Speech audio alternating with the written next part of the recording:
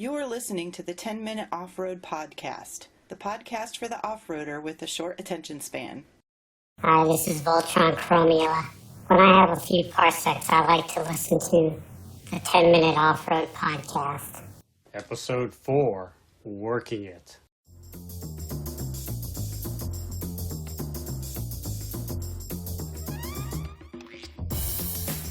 Hello and welcome to the 10-Minute Off-Road Podcast with your host, Nikki G.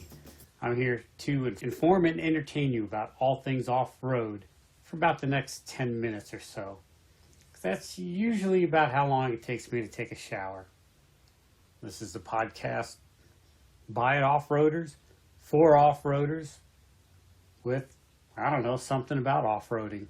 On this episode of the 10-Minute Off-Road Podcast, I'd like to talk about off-roading and mainly working on off-road vehicles. When you drive an off-road vehicle, you have a lot of maintenance that comes with it because you're taking a highway vehicle and abusing the living snot out of it. And I work on my Jeep all the time. Love it. Love doing the mod stuff. The engine work and necessary work, not so much. I absolutely hate my Jeep when something goes wrong or that bolt breaks or nut strips off. We've all been there.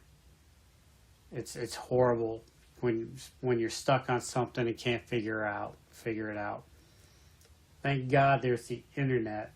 My go-to thing is when something's not going right, I jump on the internet. I get tips and hacks and tricks on how to take care of it. If not, I just get words of encouragement. Just a few kind words just sets me off to tackle it. But what do you guys think? What do you like to do? What do you hate to do? Everybody likes the look of a lifted Jeep. Some people hate lifting them. I have not had a problem. I've got a buddy had a Cherokee. We lifted his Jeep. It was a 90, I think. Every bolt came out slicker than snot, no rust, no nothing. I look at my Jeep and a bolt breaks. And sometimes I believe rust is the only thing holding that thing together. To take a suspension bolt out, I kind of cringe and I spray it with PB Blaster and I cringe some more. And I spray it with PB Blaster again, and then I hit it very delicately with a breaker bar. Impact on my Jeep, that's just asking for trouble. Things break, snap. It does more harm than good. Curious what you people think. I have friends that they're elbows deep in their Jeep all the time doing stuff that I'm like, holy crap, that's amazing. And then there's other people that are, the ashtray's full, I better take it to the dealership. I don't hold any difference to it. If you take your Jeep to the dealership, that's cool. It's your Jeep. You maintain it the best you can.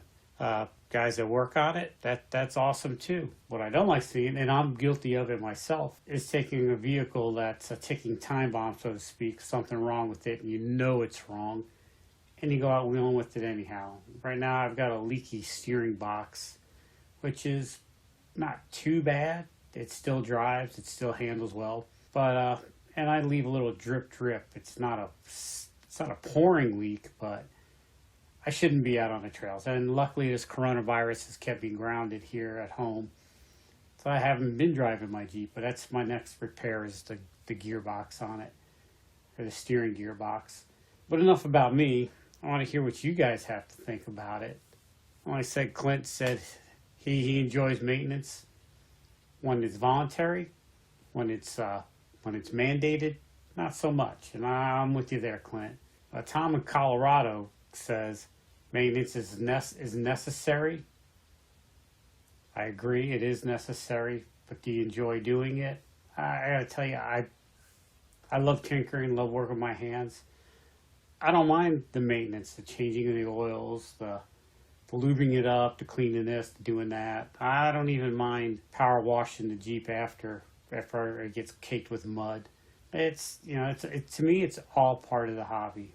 I just wish I was better at it. And thank God for YouTube. Doug in California says he enjoys working on his vehicle, and it's part of the off-road experience. And working on your vehicle gives you a good knowledge of it and when something's wrong. Totally agree with you. So this is a part of the show where I'd hit the streets and ask you guys what you think. But with this coronavirus thing going on, when I try to shove a microphone in somebody's face, they kind of get kind of nervous. Me approaching you in a parking lot alone kind of just sets people off on nerves. I can imagine with all this outbreak stuff, it's only getting worse. But soon the trails will be open. I will be out there talking to you guys. If you see me approaching you in a parking lot, please stop throwing things at me. It's not cool. I just want to say hi and maybe be friends. All right, so there you have it. That's about enough. That's about enough rambling on I could do for now. I can't wait. I can't wait to get out there and meet you guys. Thank you for listening. I appreciate everybody who contacts me with comments and suggestions. Keep them coming. I love it. I love the contact. The hate mail. I even enjoy the hate mail. Who doesn't like getting things in the mail? If you enjoyed this podcast, please help spread the word. Tell a friend. Tell 2 friends. Tell anybody. Tell strangers. Hold people at gunpoint and force them to listen to this podcast. I don't normally endorse violence, but I think I'll make an exception just because I need the views. I guess if you're listening to this, I need the listens.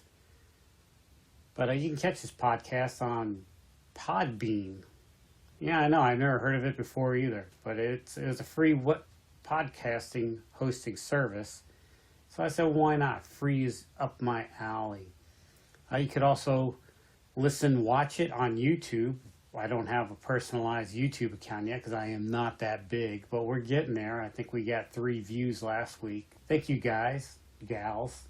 And guys who want to be gals and gals who want to be guys. I make no judgment. Use any restroom you like. I don't care. I pee in a bush half the times. It's totally acceptable. That was probably a little bit too much information. All right. Thank you for tuning in. Next week, I'd like to talk about trail damage.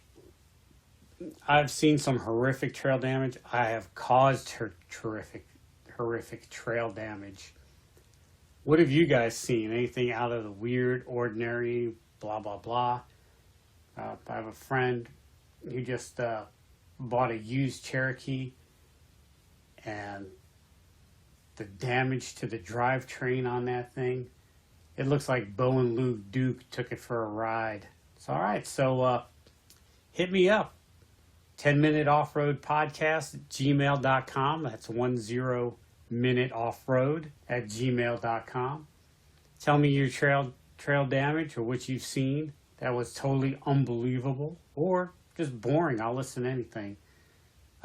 Contact me on Facebook, the Gram, just Twitter, any way you can get a hold of me. 10-minute offroad podcast or just 10-minute offroad at the Gram.